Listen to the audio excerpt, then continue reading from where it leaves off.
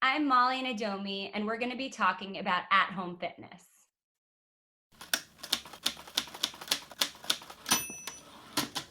My fitness routine has definitely changed in the wake of COVID-19. Since gyms have now been closed, I've downloaded the Peloton app, I've downloaded the Obey Fitness app, I've downloaded the Melissa Wood Health app, insert any basic name here with regards to fitness, and I've tried out different programs that I don't think I otherwise would have tried out if I could have stuck to my static routines. Each program has its own kind of gestalt or vibe, if you will.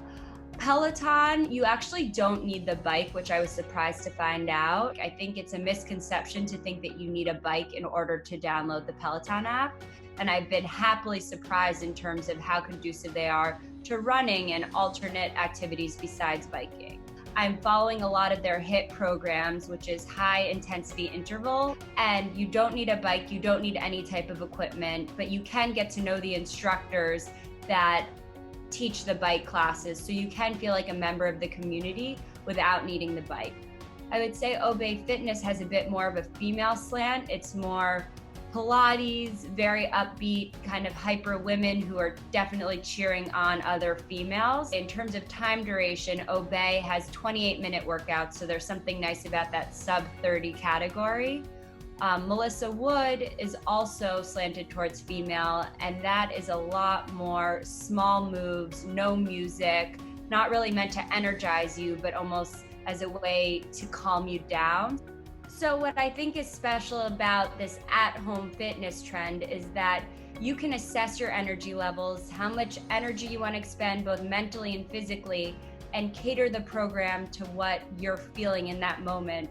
Whereas before, if you're going to a specific boutique fitness class, you don't really know what you're going to get. And sometimes that surprise element is positive, but sometimes you're exerting too much energy for what you're ready for, or sometimes it's not enough. So you can really calibrate to what you want when you want it.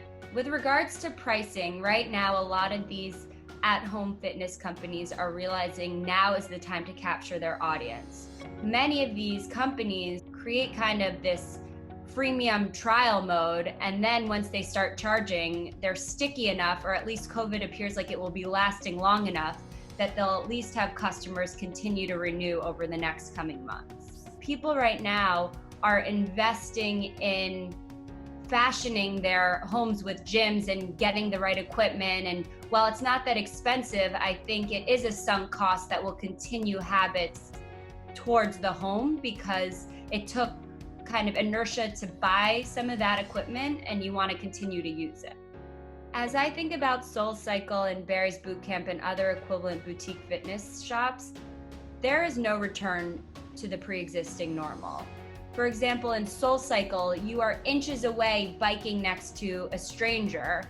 At Barry's Bootcamp, you're on a treadmill switching to a mat that a stranger has been sweating on. From a sanitary perspective, quite frankly, I didn't think that it was particularly solid pre-COVID, let alone in these conditions where we are so sensitized to hygiene. So as I think about boutique fitness going forward, there's going to have to be a massive shift in how classes are organized. I think that even in SoulCycle, it might have to be an every other bike approach, much like how the airplanes are approaching their strategy. But then that brings up the question of price. If the classes are half filled, do you pay the instructors the same amount? If the instructors are demanding a certain salary, do you then upcharge the client?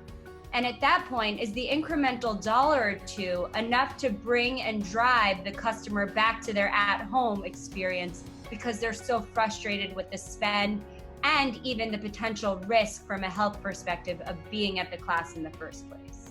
I have had concerns about brick and mortar operators, and I think that they've been wrestling with issues for years, even before COVID-19 has hit. And you've seen even in the recent weeks that gyms like New York Sports Club and 24 Hour Fitness have been considering bankruptcy.